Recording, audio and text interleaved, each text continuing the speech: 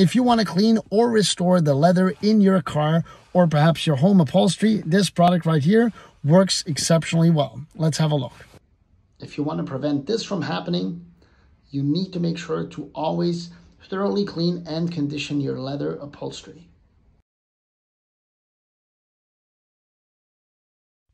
As you can see, it really does shine up the leather, but it doesn't leave any greasy residue behind, which is nice.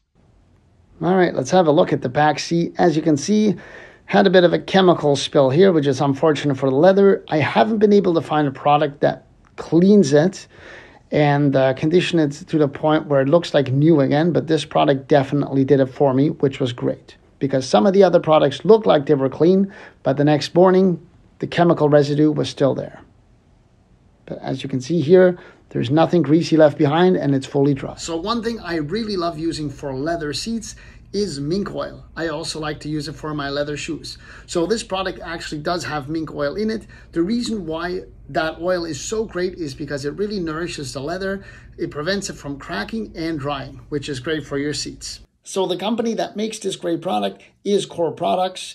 It's called Unbelievable Leather Magic, and I will have a link for you guys in the description below.